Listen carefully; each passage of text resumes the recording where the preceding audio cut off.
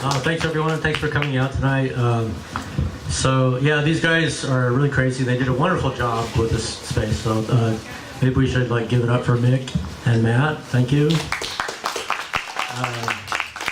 And so they told me, yeah, if I brought about 1 ton of arcade games, I could actually read something. So that was the deal. So here I am. But before I read, I just really I wanted to initiate you guys into the Atari cult. And this requires that you learn a secret handshake. So everybody pair off with somebody. Just turn to the person next to you. And the first thing you need to do is stick out one of your hands and kind of make like a Fonzie. It's sort of hey, right? Everyone's got that? Good. And then kind of open your fingers just a little bit. Now you're going to reach in and clasp the other person's fingers. And with your free hand, everyone's clasping? You're going to want to reach over and grab the other person's thumb and start wiggling it like a joystick. All right, everyone's got it. Good. You might be approached by somebody in the evening just to check to make sure you know the secret handshake. And you will get kicked off a game if you don't know it, so keep that in mind. So now, just a short piece. This is some practical advice about video games. How to play the game. To stanch the fever, Pac-Man fever, the first thing you'll need is a pocket full of script, coins engraved with the face of our first president or a cartoon rat. The latter will be bronze and on the back declare no cash value in outsized letters so you don't go mistaking them for legal tender. The cabinet is easy enough to spot, painted day-glow yellow like an irradiated Warholian banana. If the location is dark, and most are, the first sign you might encounter is the phosphorescent, otherworldly glow of the marquee light. It will beckon you forth like a moth toward a bug zapper. When the game was introduced in Japan, it was called Pac-man, but the American suits were worried about the graffiti such a provocative title might inspire. So, Pac-man, the Bally Midway marquee announces, in 3 color corporate-approved pastels, emblazoned in a friendly hand-drawn font bent exuberantly upward at the middle, covered on top and bottom with frenetic cartoon lines indicating speed and motion. It's as if the letters might one day break free from the game and float up into the vaporous ether of some old arcade. The A's in Pac-Man look like giant triangular Cheez-Its, your first clue, perhaps, that the game is all about eating. Eat or be eaten. Not the biggest loser, but survival of the fittest. Like that other Japanese import, the mighty Kobayashi, stomach of steel, 6-time champion of the Coney Island 4th of July hot dog eating contest. Below the title, a drawing of our intrepid hero, almost human by the looks of him. An alien blob with clown feet and blood-red eyes. Joke, why are his feet so big? To get to the other side of the maze, lightning fast, of course. But why are his eyes so red? This is a more troubling question. Is he an insomniac up all night with worry, performing the Sisyphean labors of eating dots in a maze? There are 240 of them.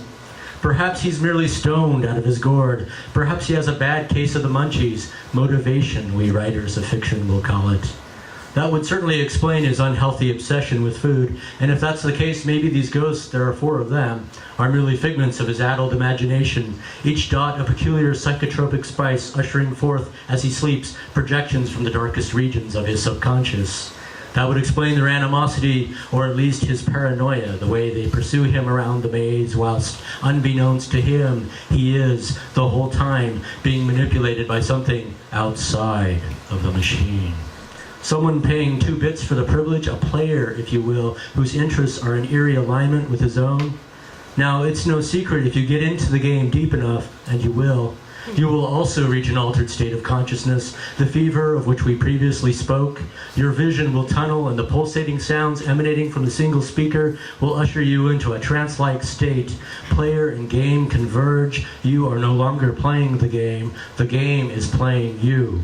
To get there, simply place your money into the coin slot.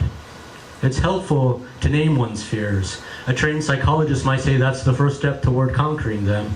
Perhaps that's why the ghosts have been given names. So without further ado, let us introduce this cast of this hellish dreamscape. There's Blinky, the red ghost, known as the Shadow, and like the Jungian shadow, he's never too far away. Pinky, aptly named, a pink-sheathed creature, why do I gotta be Mr. Pink, is the one you'll have to worry about most. She's the fastest of the quartet, the one full of personal enmity. Like a jilted lover, Pinky seems hell-bent on assuring Pac-Man's destruction, and whenever she's around, you'll want to avoid your usual haunts at the far edges of the screen. By comparison, Inky, in a blue pastel get-up, behaves like a calm sea breeze. He's a wallflower, most likely to perform an about-face in any face-to-face encounter, a shoegazer. If he corners you, you can almost be sure it was accidental. Et tu brute, you might say, as he twists the knife in, and you know he'll feel guilty about it the next day, and he won't call.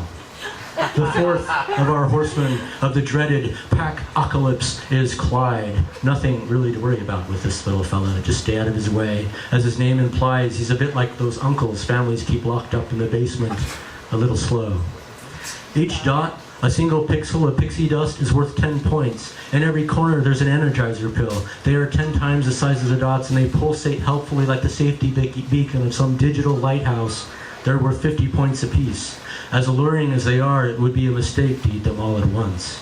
They're best devoured only when the ghosts have gathered near. It's an essential concept of good play because if you after you ingest each energizer for a moment, the rules that normally govern the Pac-Man universe go bonky. Now, instead of chasing you, it's your turn to chase them. Each ghost you eat is worth a multiple of 200 points. Collect them all and score a satisfying 1,600 big ones. After you tuck into each, their eyes, the window to their monstrous souls, will be all that remains. The fact that the eyes are indigestible perhaps proves some philosophical imperative of St. Thomas Aquinas, one which, if we hadn't spent all of our formative years in the arcade, we would probably be able to explain. The eyes bounce forth, dancing toward the center of the screen, an odd penalty box our hero can never enter, and there, as if by magic, they are reconstituted, eventually re-emerge, ready to once again engage our hero in battle. The other thing you need to know about is the bonus fruit. Do I dare eat a peach? Yes, Proofrock, you should, and here's why. They're each worth 500 points. If you get there, the last bonus fruit is a key. What secret doors it might open remain a mystery, though. It is perhaps not out of bounds to imagine that this key, if grasped, might finally allow our yellow hero entry into the hallowed grounds at the center of the screen, and once inside, the secret to the ghost's resubstantiation. If only our sallow friend had hands, might he then not at last be privy to all the secrets of the universe, able even to understand his own mortality? A truce might be drawn, and with it the promise of infinite, peaceable lives. But alas, having only a mouth, knowing only how to eat, he ingests the damn thing, and even though it is worth 5,000 points, we as gamers are left to wonder whether it was worth the indigestion. Here, we might pause to offer our main advice. Don't become too obsessive about tallying your points. Even if you overcome all obstacles and achieve the high score, the game won't let you enter your initials. It doesn't even save the score. When the machine is turned off at the end of the night, it forgets all about you. Tomorrow will be someone else's opportunity to be champion. If you looked at the code that makes up the program, it might appear as artful in its economy as a haiku by Basho, even though its inventor, Iwatani, never designed another game. Pac-Man exists on a single board with a Z80 processor and only 4,000 bytes of memory. By means of comparison, the computer I wrote this on, already a few years old, has in its possession 4 billion bytes, enough for 1 million games of Pac-Man. In order to conserve space, each board was assigned a single bit of memory, the atomic particle of code. There are 256 of them in a byte, which is important in Pac-Man because if you get to the 256 level, the machine will go haywire. It's as if it has had a stroke in its right hemisphere, which appears scrambled on the screen, gibberish in need of Neo from the Matrix to decipher it. There are only 2 players who have had the kung fu necessary to achieve what is known as a perfect score in Pac-Man. The score, like a Douglas Adams-sized answer from the universe, if only we could decipher the question, is 3,333,360 points. These 2 men have painstakingly mapped the mysterious right side of the 256 screen, discovering, like Shackleton and his men on their brave voyage across the Antarctic, 9 edible dots, of which only 4 are visible. But alas, Even when these pixels are noshed, the game does not advance. This is what is known as a kill screen. There is no known way to survive it, and frankly, we think people ought to stop looking, because the most interesting thing about the game isn't the way it ends. That is, after all, an inalienable law of everything. This game, like life, is about celebrating small pleasures along the way, learning to enjoy the maze in spite of, or perhaps because of, the Minotaur's encroaching presence.